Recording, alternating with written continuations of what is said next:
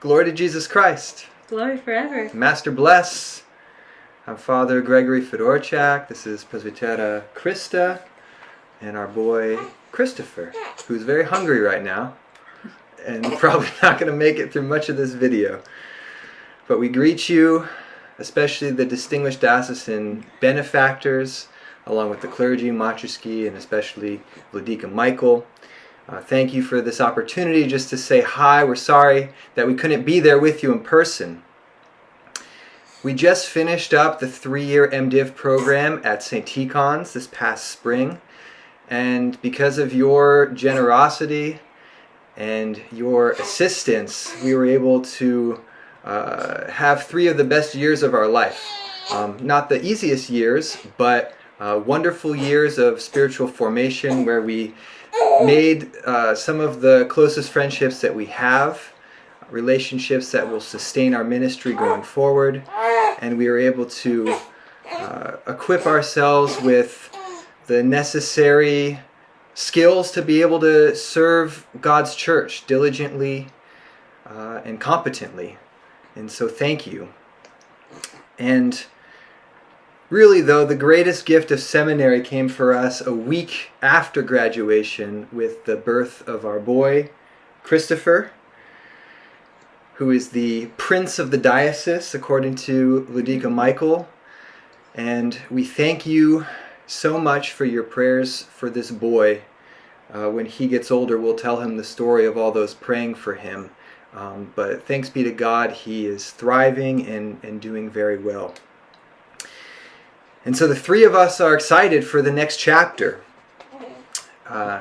See you, Prez. See you, Christopher. The next chapter, which will take us to the North Country, to St. Olympia Mission in Norwood, New York, just north of Potsdam. This mission began in 2015 to fill really a major spiritual void up there in St. Lawrence County, which is the biggest county in New York State by area, but was without an Orthodox church. And even though it's a mission, St. Olympia's has a ton going for it already. And a lot of this is thanks to your support from the diocese, and to a core group of very hardworking, dedicated parishioners there who just love their church and will do anything for it. By an act of God, they have a permanent facility as of 2021. They received a church building as a gift from the First Congregational Church there in Norwood. It's the tallest building in the town, so you can't miss it. And it's a great location just a bit north from Potsdam, which is a college town. And over the past 3.5 years, the community has really transformed this building, and especially the worship space. I had a chance recently for the feast day to serve there for the first time. There are beautiful stained glass windows. They took out the carpet, revealing the hardwood floor, which they refinished. They redid the ceiling above the altar. They did many other changes and renovations to the downstairs, the basement, bathroom facilities, and the worship space to make it really, for a mission, a very incredible space with a lot of great potential. And they're ready to support a full-time priest, and so that's why I'm heading up there.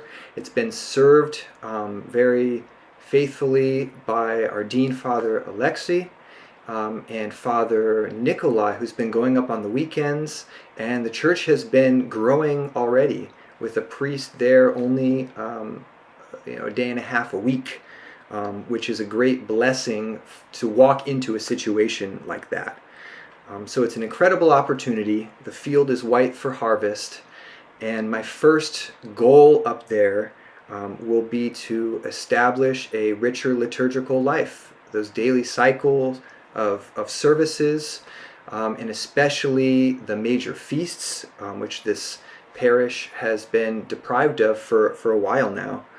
And as Father Schmemann says, the liturgical services are not merely an aspect of the church, but they are its very essence, its heartbeat. And so this will be step one.